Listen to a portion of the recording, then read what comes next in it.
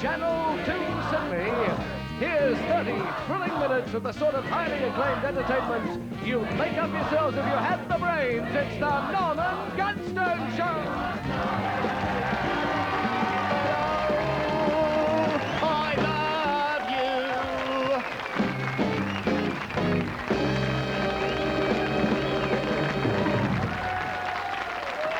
Damn.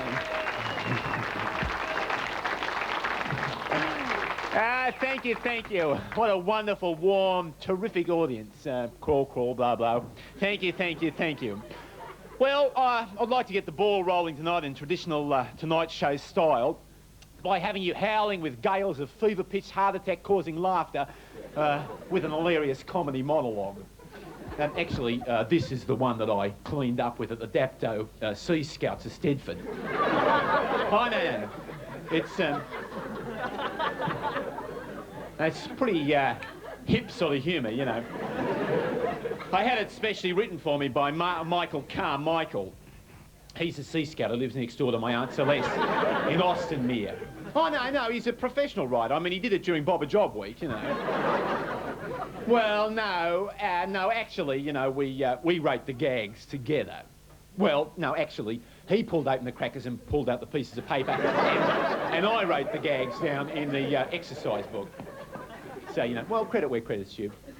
So, here we go. A bit of shush, please, if you don't mind. Comedy timing is so exact that, you know, I need absolute silence. Well, you know, but except for at the end of the jokes, you know, when you've got to laugh like a drain, you know, let it all hang out and everything, you know. No, fair enough, you understand. Here we go. Well, a funny thing happened to me on the way to the studio tonight. I saw a nun trying to clutch start an automatic car. An automatic car. You can't clutch start an automatic. Yeah, you know, you can't. Well, it looked really funny, this nun. It looked really funny, this nun trying to push a white Monaro up the hill in the pouring rain. Yeah. Well, I would have got out and helped her, but, you know, I thought she might have been doing it for Lent or something. Well, did you hear the one about the two peanuts walking through the park? Oh. Come on, truly, Ruth. Yes, the two peanuts walking through the park.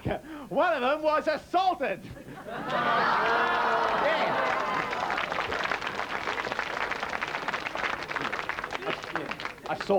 Assaulted peanut, you know. No, well, you know, it'd probably go over the heads of the people at home, you know. Well, you've got to have a good grasp of the English language to understand the twist in that one. It's a pretty in sort of joke. Well, let's see what's happening with the news. Let's have some topical satirical gags. Look what's on page 3. Oh, how can I go on with it? No, come on, no, truly, there's no point in trying to perform tricky comedy timing when something else is preying on my mind. Just have a look at the ratings board. No, go on, just look at the ratings. Or you ought to rub your nose in them. 11. 3 less than last week. Yeah, you know what that means, don't you? It means that out there in TV land there are people running around who switched off my fantastic program to watch $6 Million Man. No, these people need urgent medical help. I wouldn't mind roughing them up a bit myself. Well, look, so, come on, you laugh. What are you going to do about it, eh? No, fair go, come on. Well, I'll give you a few suggestions, you know. Well, it's not good enough. You've got to fill in ratings books and things. No, look, I'll give you a few suggestions, you know, if you want to be Norman Gunston rating canvassers. Like, if you're going to visit a friend's place for dinner, you know, and they don't watch the Norman Gunston show, well, just excuse yourself, slip out into the room where they keep the TV, switch it on to Channel 2, and then break the knob right off the TV. No, really. No, that's a good idea.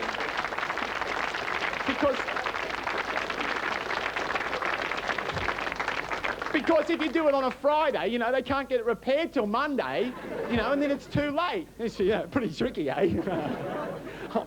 I don't really believe that any of you cretins out there know how to fill in a ratings book. Look, I'm going to issue a challenge. if anyone out there watching television there has a ratings book, if they come into this studio before this program's over with a ratings book and fill it in on camera, well, then I'll give you a Norman Gunston show bag, a harmonica holder, and you have the chance to appear nationally on what was once a top-rating program. So, I don't want to appear like a sook, but I can't see. Well, Melbourne viewers, I promised you that I will be getting a football team this week on the show to boost my ratings, and yes, here I am in the Carlton football rehearsal rooms. Up the mighty Blues. Anyway, I will be talking to some of the boys. I'll be asking about, you know, how the team's going, what their chances are. G'day, boys. How's it all going? I'm just now going to speak to Mr. Robert Waltz, who's the vice captain, to have a bit of a chat to him about the chances in the premiership. How do you do? Good. Robert Waltz. Oh, how do you do, Robert? Now, you're one of the 20, wasn't it? It was 20. Vice captain. 20. Vice captain. He is one of the 20 in the team. How many are in the St John's ambulance? Oh, none at the moment, no. None? No. Oh, this is... oh, gee, well, I hope nothing happens, because if anything drastic happens, you haven't got St John's ambulance, man. It means the team might not do so well the next week. No, we've been going pretty well, though. We had a good run. Not many injuries this year, but we had quite a few last year, and I think the reason we've improved a bit is because we haven't had so many. Yeah? Oh, that's good. You don't think the reason you've improved is because you've got this sort of... this media personality talking about you, you know, on this television show? Oh, no, but I think it all helps, doesn't it? Oh, I think it does. Yeah. You know. Yeah, I mean, you know, you fellas are sort of glad to have me, you know... Oh, it's terrific, yeah. I'm willing to train with you, anything like that, do a workout, you know, a bit of a pep talk, you know, if you want me to talk to the boys, you know, 23, 24, hike, you know, all that sort of stuff, you know. Oh, that'd be good. I can do all that. Yeah, Oh, we're pleased you're here. Oh, that's good. You got breakaways and things like that in the team? Oh, no. Don't they have breakaways in Australian rules? No. So Australian rules you play? It is Australian rules, yeah.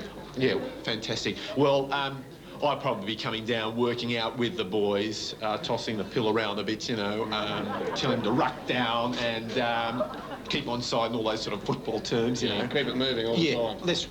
Exactly. Yeah. Well, thanks very much. Oh, what a strong handshake. This boy's going to go somewhere. No, really, no, that's a really, truly fantastic. I love Melbourne football. I love it, love it.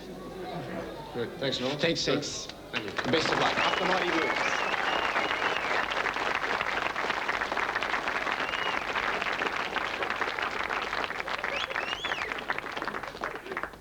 And now it's time to introduce my first talking guest, who I will mercilessly grill under a barrage of in-depth probing questions.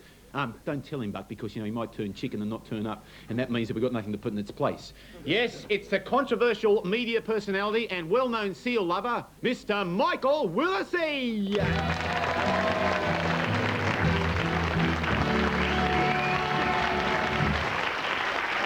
Fantastic. There he is. That's him. He's got a logie. Oh. I think they like you a bit more than me. As a matter of fact. Would you like something out of the hot food bar? We got dazzling suggestion this week. What would you like? That looks like a bit of rabbit there, I think. Norman, is it compulsory? No, it's not compulsory. No, it's not like intermediate or anything, you know. Just one piece of chicken. Oh, that's okay. One piece of chicken. Fantastic. If you'd like to sit down there on the night and day when I'll get stuck in here with some probing, in-depth questions. No worries. I'm going to get stuck into him. Really get stuck into him. Okay. Just let him relax a bit first. This will actually be a first on television to see, you know, the controversial Mr. Willesee eating on television. I don't think it's ever been seen before. Just relax. Don't worry about anything. Here we go. Well, we haven't seen you on television for a while, you know. What are you doing for a living now? Got him. He's taking his time. He's thinking about it, you know. There's a lot of prospects, Norman, and I think something could be coming up, and, you know, I've been a long time out, but, you know, I don't give them the thought that I'm gone, you know, I mean... That's a pretty straightforward answer, you know. You've really filled us in a lot there, you know, come on. No, I've taken lessons from Graham Coddington, you know. I know how to be really aggressive. I'm not embarrassing you or anything like that, am I? You did a little bit. Oh, sorry. Because I did try to do something about it. I mean, I went to the Employment Bureau. Did you? Yeah. What do they got for out-of-work media personalities, you know? This is terrible. A Logie winner. He is a Logie winner going to the Employment Bureau. I might have described myself wrongly when I went there, I think. What did you say? Well, they said, what's your last job? Yeah. And I said, former funny business symbol. Oh. Yes. I don't, yes. Yes, I read that article in Clio. Mike Willesee, Enigma, a quiet sex symbol or a dull man with thick lips. I read that. Oh, yes, I don't like talking about things. The Logie, you know, he's a Logie winner. No one seems to appreciate the fact that you are... Did it kill the flies for the whole of the award-winning year? Oh, it wasn't a gold one, wasn't it? It wasn't, was it? Well, you have to draw attention to that. I mean, no, it wasn't. What? Well, it wasn't. Well, you know, better luck next time, I suppose. You don't have a fabulously well-paid series of cigarette commercials, but you've got this other one, haven't you? You know, it must be fabulously well-paid. Must be. Well, you What? they can't cheat, you know. I remember that happened, you know, when I was doing the intermediate. I was sitting next to Pinhead McBride. He was a really bright bloke during ancient history, and I tried to look over his, you know, that's why I never got the intermediate. But, you know, who needs it? Look where I am now, you know. But, you know, in television, you can't cheat. Yeah. No. Actually, by the way, you're answering my questions tonight. You know, I mean, everyone says that you're a bit of an egghead, you know, a bit of a pinhead intellectual, pointy-headed, I mean. Well, but I've got the feeling, talking to you, that you're more a closet cretin.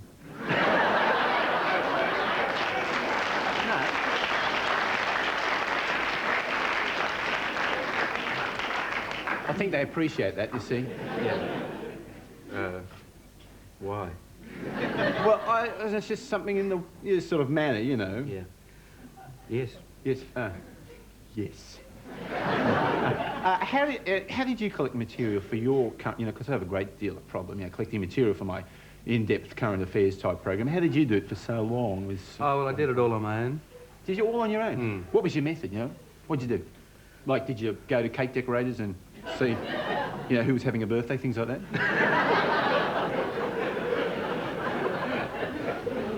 No, but I'll take a note of that. It's not a bad idea, is it? Yeah, I think it's a tremendous idea. Because, you know, I think I've got to accept that I didn't get enough ideas. Yeah. Well, I watched it. My rating started to drop.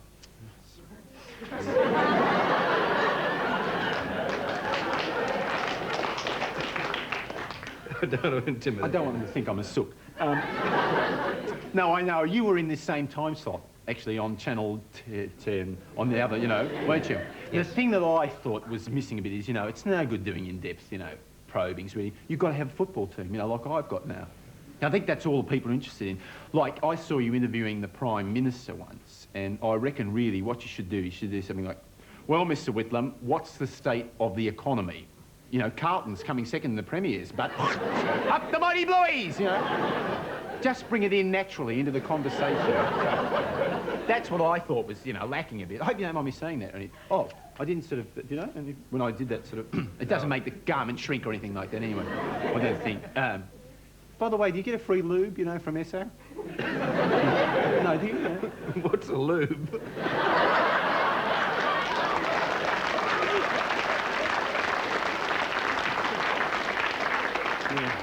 It's not a racist joke, is it? A racist joke? No, I'm not a sporting man myself.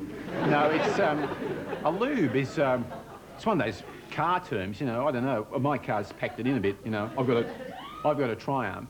Well, it's made by a Triumph. It's actually a Mayflower.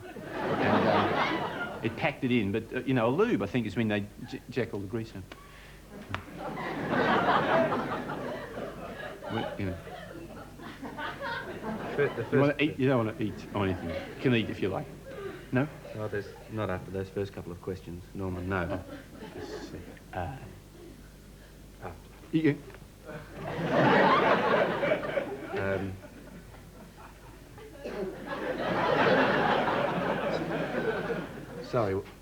Sorry what I said about the ratings. Oh, no, I can take it.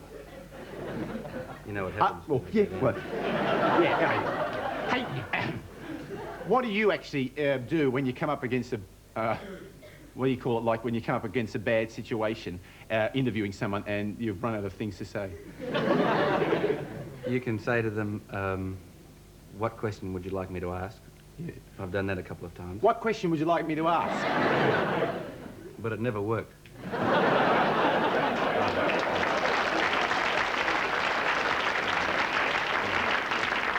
Well, excuse me, Mr. Willesee. I've got to go on to something else now. I'd like to warn viewers that certain scenes in the following segment may shock and disgust some people. Quite a few of you might get a really big charge out of it, but so that, don't switch off just yet. No. But when I did, when I first became, when I first started the series, I did make a solemn promise to him, the Tooth Fairy, that if I became a media personality and was invited into millions of living rooms around Australia, well then, I'd never do anything really awful, like tell jokes about pooing.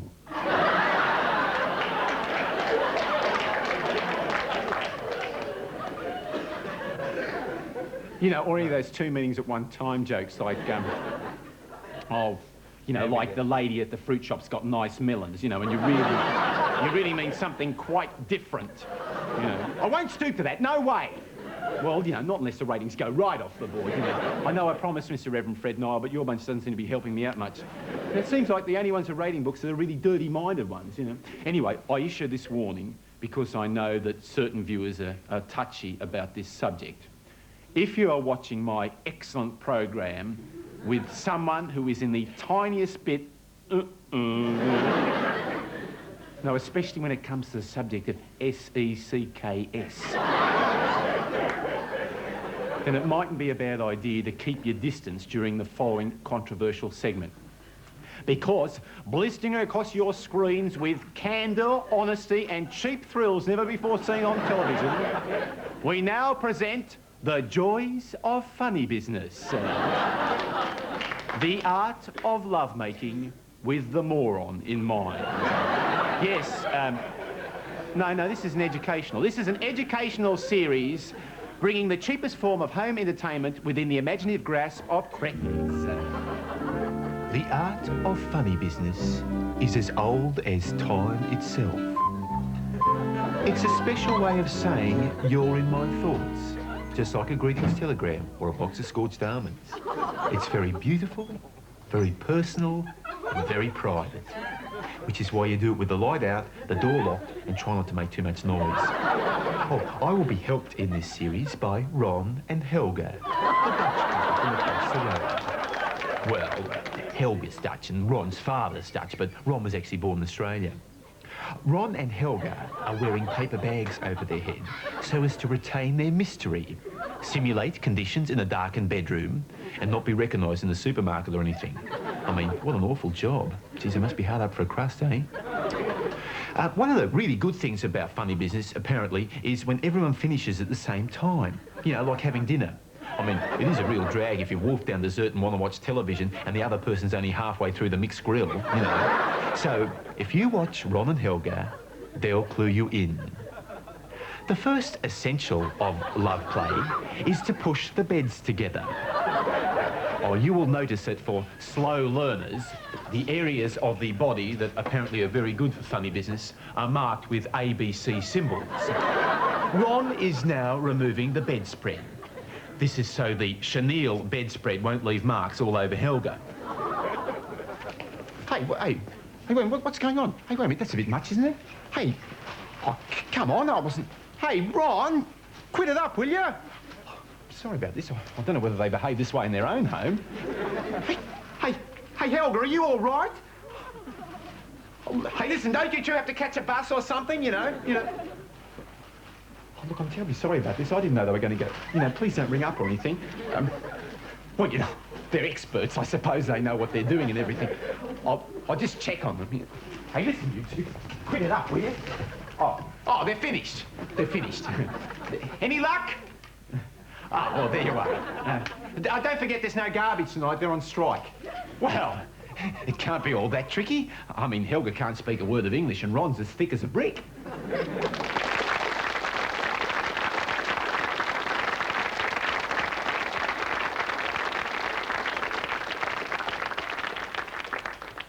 Sorry about that.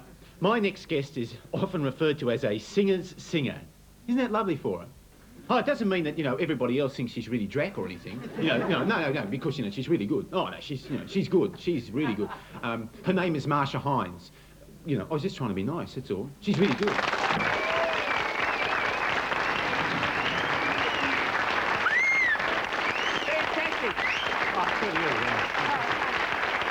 fantastic. It's a very nice blue outfit she's wearing in Melbourne. Up the mighty Blueies! No, the ratings are on the increase in Melbourne, actually. Thanks very much. Well, Miss Marcia Hines is my barrel girl for the night to pick out some 10-second comedy sketches. Actually, do you know that the 10-second comedy sketches we dragged out from last week, we found that some of the people had been cheating? What's the world coming to, Miss Hines? The bloke we dragged out, he'd had his sketch on the week before. He must have put 2 entries in the barrel. Must have put sticky tape on the back of them or something, so my hands had, you know, fined his letter. Yeah. No. Fair bite of the pineapple donut, mate. That's not the Aussie way. Oh, and also the other one was, wasn't a comedy sketch, it was a drawing, you know, and we've had that in the first week. No, what we want is original comedy with a capital A. The sort of thing that put Ernie on the international comedy map, you know. Come on, there you go. OK, well, look, give it a bit of a spin. Now, you put your hand in there. Yeah. All right.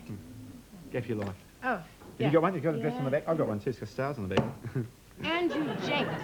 Andrew Jinks. 43A, Avon Road, Pemble. Oh, terrific. And I've got Miss E. Dazzle, 33 Bunyip Street, Burleigh Heads, Gold Coast, Queensland, postcode 4220. That's very important, the postcode. Oh. I'll be sending you out a Norman Gunston show bag. Do you know also that in 5 weeks' time, Miss Hines, some lucky young nymphette will be standing in your shoes? Yeah? Oh, no. No, not literally, you know. I mean, you haven't got anything to worry about tinea or anything like that. You know. I think they're going to bring their own shoes. But 5 weeks from this exact moment... she's a gay person, isn't she? I didn't mean that, you know. 5 weeks...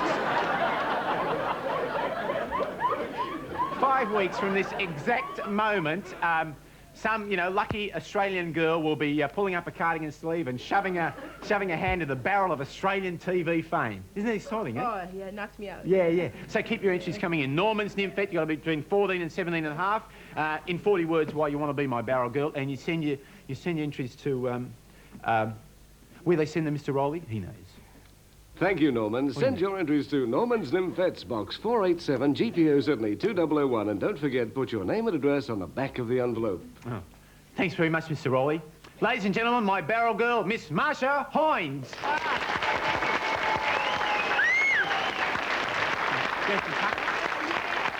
here I am in Melbourne at the fertility control clinic run by the controversial Dr. Bertram Wyner. Well, Dr. Wyner, welcome to the Norman Gunston Show. Thank you very much. I don't think I'm controversial. Oh. I think I've become respectable. Oh, well, that's a shame, because I was hoping, you know, that you'd be able to sort of say something really controversial to sort of blow the pea brains of my sensation-crazed audience, you know. I was really hoping you could lift the lid off something, like make a few bold accusations, name names, addresses, badge numbers, things like that. All right, Sir Thomas Bent. Yeah. Premier of Victoria, 1906. Oh. What did he do? He's just an end there. Couldn't nothing sort of, you know, more recent, like last week or something like that, you know? Could you? I sold that story, I'm sorry. Oh. Well, I hope this isn't the service we can expect under Medibank. We could have a few rumours or something, could we? You know? You could come back on the 1st of July and find out. 1st of July? Yes, oh. we convert to Medibank then. Well, how about telling us something about this fertility control clinic? Well, it's not actually so much that. It's more like family planning for slow learners, isn't it, really, you know? Well, I presume you mean I'm the slow learner because I'm in the middle of my second police inquiry in 5 years. Oh. Well, it's a clinic, a facility that exists to provide abortion, contraception and sterilisation for males and females. It's just a part of the Melbourne scenery, you know, like our statues in St Kilda Road. Have they been sterilised, have they, the statues? Well, not yet, but I'm working on it. Oh, yeah, well, that's amazingly controversial. Yes, that's right, you just mentioned, you know, you're in another police inquiry. Did they, like the last time, did they give you, you know, a really bad time? Like, did they beat you up or anything like that? Yes, I was shot at. Did you cry? Only privately in the lavatory. Brave man. Oh, perhaps I shouldn't have used that word laboratory. That'll make me controversial again. If you wouldn't mind. Okay. But shootings and bombings and threats were common then. Was it? But this time has been very dull. I haven't been shot at or bombed or anything. It's just life's quiet. Something else I wanted to ask you about. Oh, yes. After that first inquiry with the police, you went bankrupt, didn't you? Yes, I did. Yeah. So it's an awful experience, isn't it? I found it good because I'd forgotten what it was to have to walk into the city because I didn't have, a car or tram fares. Yeah. And now, I really enjoy driving a car again. Yeah. You got a car, have you? Oh, yes. Must pay quite well being, It's a beautiful car. Volkswagen. Is it? 100,000 miles. Beautiful car. Has a nice engine. But no, the bankruptcy experience is something that everyone should go through. You should try sometime. I have. I tried it myself. I have gone bankrupt. It's a very scarring experience, actually. I landed on Mayfair with 2 hotels. Did you pay school? Yeah, well, you got it. Yeah. But I had to write my place instead. Yes. That's probably it. Oh, really? I had the stations and everything, So I've never played the game again since then. But you have gone back into the game. This is what's, you've got real courage. This man has got real courage. Stupid.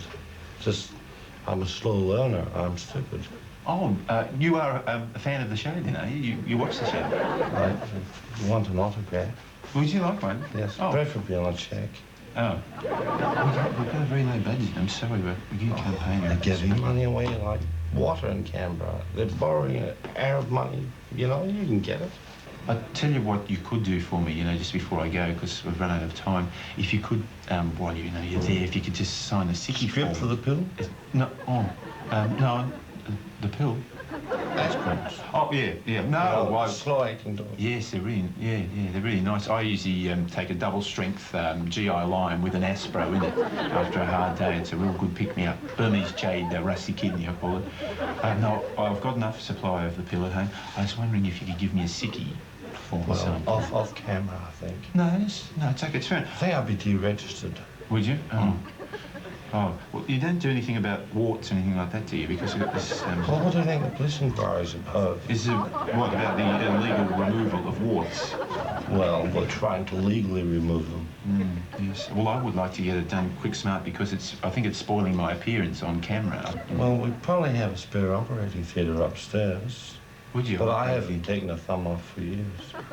Oh, I didn't think it should be that drastic. Well, thanks very much, Dr. Wyner, for your time. I don't think I'll probably have time to have it removed after all. Thank you very much, Dr. Wyner. It was a great pleasure speaking to you. Wasn't he controversial? No?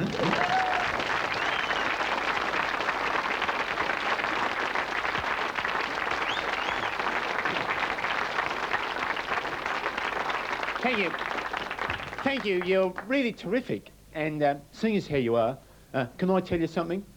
I've got a problem. No, wait, it's not a big problem, but it is a problem. It's my name. I find that still a lot of people call me Lisa. Wrong. My name is Liza. It's got a Z in it. Liza. No, I find that people come up to me in the street and say, "Hello, Lisa, how are you?" And I say, "Fine, thanks." But my name is Liza. Or, "Hello, Lisa, that's a nice hat you got on." "Oh, thank you very much. But my name is Liza, and that's my hair." Anyway, no, truly. Anyway, so I think I've been racking my brain to come up with a final solution to the whole thing, and I think I've found an answer. Jack? Oh, Laurie.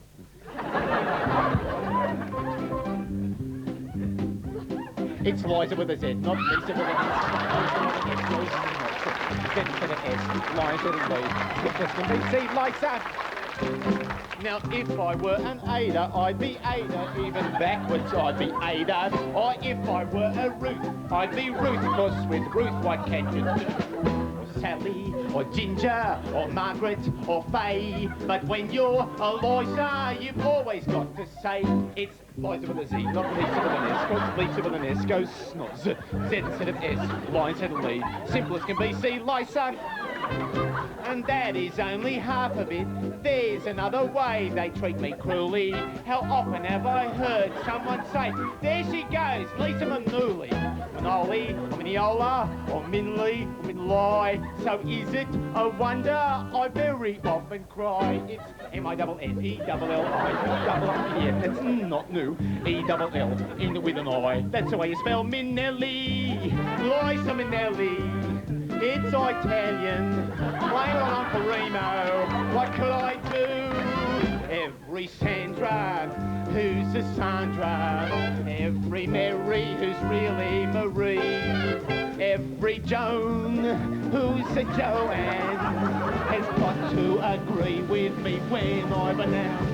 I don't mind being trampled or pummeled and pounded, but it does drive me back to be mispronounced. Of course, Liza with an S goes not Z instead of S. Line instead of Lee. Simple as can be. See, Liza. Then M-I-double-E. Double up the N. You double up the N. That's not new. E-double-L. End with an I. That's why you say Minnelli. Liza Minnelli. It's easy. It's easy. It's Lisey. No. Liza.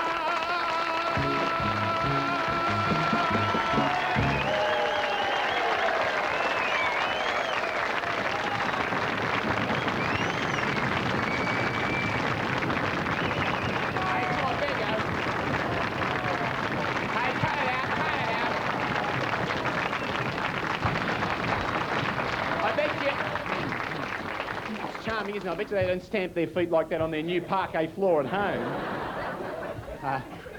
That's a beautiful little ballad that's very rarely performed by anybody else, actually. It's mainly associated with Liza Minnelli. Oh, well, I've noticed that no one's come in with the ratings book, so I should imagine this is probably the last program.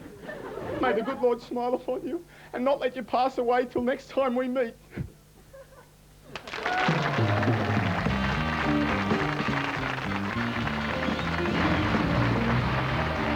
Regardless of your race, creed, colour or sex, you've been watching the excellent Norman Gunston Show.